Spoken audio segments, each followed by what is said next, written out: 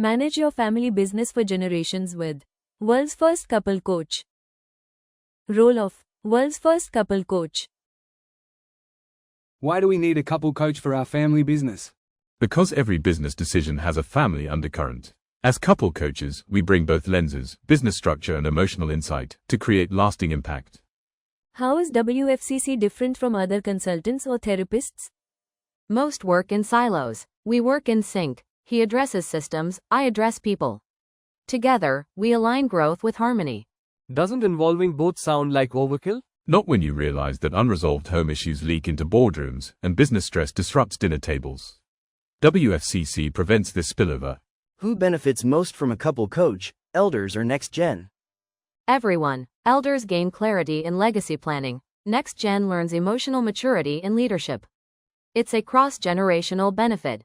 What does the first consultation usually focus on? On understanding your story, business milestones, family dynamics, and hidden friction points. From there, we customize the roadmap. Importance of aligning family or business. What happens when family goals clash with business targets? Growth stalls. Misaligned priorities lead to unclear decisions, wasted effort, and internal politics. Isn't alignment idealistic? Families are diverse. Alignment doesn't mean uniformity. It means shared understanding. We help families hold space for individual aspirations within common direction. What are early signs of misalignment? Conflicting strategies, emotional tension during reviews, and off-record meetings. These indicate disconnect. Can alignment be measured? Yes, with emotional engagement levels, participation in planning, and how respectfully disagreements are handled. How do you realign a drifting family business setup? Through structured family vision sessions, role clarifications, and emotional dialogue that reconnects hearts and goals. Work-life balance for family business continuity. How do we separate personal life from business in a joint family setup? You don't always separate, rather set boundaries. We guide families to create emotional agreements, not just task lists. Does imbalance really affect business continuity? Absolutely. Burnout in key family members leads to impulsive decisions, absenteeism, or generational exits. How do World's First Couple Coach help in restoring balance? We map time, energy, and emotional load across the family. Then rebalance it with realistic commitments and support systems. What habits disrupt balance the most? Constant multitasking, always on, work talk at home, and unspoken emotional labor, especially by women in the business family. How do we start small to improve balance? Begin with pause points, structured family time, device-free dinners, and clearly defined roles during crisis periods. Family togetherness or business growth. Can we really grow a business while staying emotionally connected? Yes, if you treat togetherness as a strategy, not an accident. It becomes the engine for trust and risk sharing. What breaks family unity in high growth phases? Isolation of leadership, unequal recognition, and lack of emotional check-ins when the business scales fast. What's the WFCC approach to fostering togetherness? Joint value sharing exercises, conflict mapping, and intergenerational storytelling that strengthens identity. Is emotional closeness always productive? Only when it's intentional. Over closeness without clarity causes dependency. We help balance love with logic. How do you rebuild togetherness after a business dispute? By revisiting shared purpose and creating fresh rituals, like family review days or gratitude circles. Next generation mentoring. Why does mentoring fail in most family businesses? Because it's often one way. We push advice but don't invite ideas. True mentoring is mutual growth. Should mentoring be formalized? Yes, with feedback loops and safe spaces to ask stupid questions. It reduces intimidation and increases curiosity. How do we prepare elders to be better mentors? By helping them shift from teacher to coach mindset, listening more, controlling less. What if the next gen doesn't want to be mentored? Then it's likely about fear or past wounds. We work on emotional trust first, then on skills. What's a unique tool WFCC uses in mentoring setups? A dual lens roadmap, where business goals and personal life goals of next gen are tracked side by with joint reviews. Succession planning. I've built this business for 35 years. How do I start succession without losing control? Start with structured delegation, not abdication. Identify capable successors, define decision zones, and test through phased authority. How do we ensure the family stays united during succession?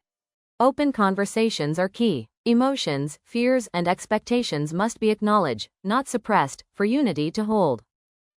What if the next gen doesn't want the same level of involvement? In that case, roles should be redesigned based on strengths. Succession is about continuity, not cloning. What's my place in succession as a daughter? Equal, if capability and interest align. Succession must be based on merit, not gender. Isn't succession planning a sign of stepping down too early? No, it's a sign of maturity. Planned succession protects legacy. Delayed succession invites disruption. Values or culture in building legacy? What role do values really play in business? Values are the invisible drivers of every major decision, from hiring to investing. Without them, legacy has no spine. Is culture something we can define clearly? Yes, culture shows up in how we celebrate, solve problems, and speak during conflict. We help you map and reinforce it. How do we pass values across generations without sounding preachy? Through stories, rituals, and lived behavior, not lectures. Kids absorb what they see. Can values evolve with time? They must. Legacy values stay, but expression changes. Respect for elders may become mentorship instead of hierarchy. Isn't legacy only about wealth or reputation? Not at all. Real legacy is how the next generation feels about carrying the torch. Balancing business or relationships in a family business. How can we avoid emotional hurt during tough business decisions? By separating person from the role. We guide families to give feedback on actions, not identities.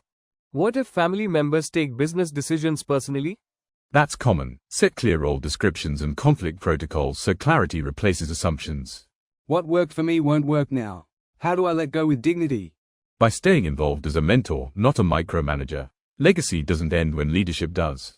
How do we maintain sibling relationships despite disagreements? Through regular dialogue, neutral facilitation, and family governance frameworks that protect bonds. Is emotional intelligence more important than business skills? Both matter, but without emotional intelligence, even the best strategy can cause lasting damage. Conflict management in family business. What's the cost of avoiding conflicts? Delayed decisions, eroded trust, and often, eventual splits. Unspoken tension compounds over time. How do we confront without disrespecting elders? Use the respect plus request framework. Honor their journey while stating your point calmly. What if we've already drifted too far emotionally? It's never too late. We rebuild connection through layered conversations, starting with safe topics. Can conflicts ever be healthy? Yes, when they challenge ideas, not identities. Structured disagreement fuels innovation. Who should mediate when things escalate? A trained facilitator, not a family member. Neutral ground ensures safe expression and resolution. Gender roles in family business. Why are women still sidelined in many family firms? Because tradition often outweighs merit. We help families question old norms respectfully. How can I support my daughter in entering the business? By voicing her abilities in family forums and involving her in decisions from day one. Isn't it awkward to take direction from my sister? Not if the culture values competence over gender. We work to shift that mindset early. What if the daughter marries and exits later? Is the investment worth it? Absolutely. Capability invested in the family business, even temporarily, elevates it for years. How can we ensure equal opportunity for all siblings? Start with equal access to information, mentors, and growth roles, then let performance speak.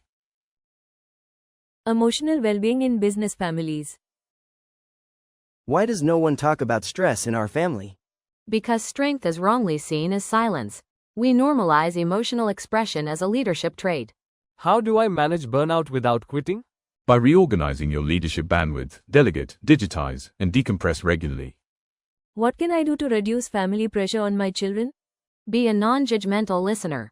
Validation from parents anchors emotional security. How do I express disappointment without causing fear? Separate the person from the problem. Focus on the action and its impact, not identity. Should we include mental health in family reviews? Absolutely. A quarterly emotional check-in builds resilience before burnout hits. Financial transparency in the family. Why do elders hesitate to share full financial details? Fear of losing control or being questioned. We help families create respectful financial disclosures.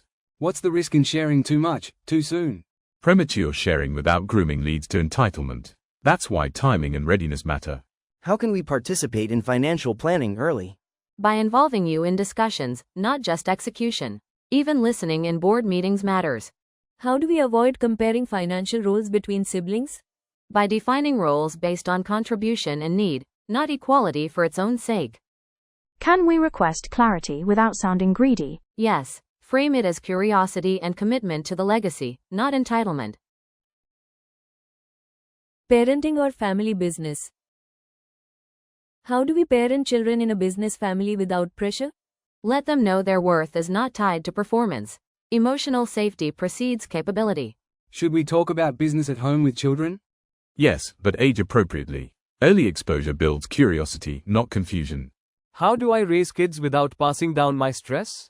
By healing your patterns, children absorb energy more than advice. What if I don't want to be part of the business? That's valid. Legacy includes freedom to choose, not forced participation. How early should business values be taught to kids? Through bedtime stories, real-life examples, and involving them in simple family decisions. Marital relationships in business families. Work is already stressful. How do I protect my marriage? Create couple time outside the business. Intimacy suffers when all talk is transactional. How do we welcome new daughters-in-law into the family firm? Give them choice and respect. Don't assume roles. Explore interests first. What if my spouse doesn't understand business stress? Share the emotional impact, not just business facts. Let them into your world gently. Can marriages survive internal business politics? Yes, if couples create private alignment before entering public forums. Should spouses work in the business or stay outside? It depends on interest, not obligation. Clarity and boundaries matters more than titles. Family rituals or business renewal? Do rituals really affect business health? Absolutely. Rituals offer rhythm, reflection, and renewal for the emotional system. How do we modernize old rituals without losing meaning? Keep the essence, evolve the format. Let Next General co-create the experience. Can we connect business goals to family rituals? Yes, goal reviews, gratitude circles, and vision days can be ritualized to build culture. What rituals helped in legacy building? Annual retreats, founders' story evenings, and sibling forums all reinforce values. What's a new ritual we can start as Next Gen? Try quarterly future circles, where you pitch ideas, reflect on growth, and set personal intentions as a unit. Add value to your family business with World's First Couple Coach.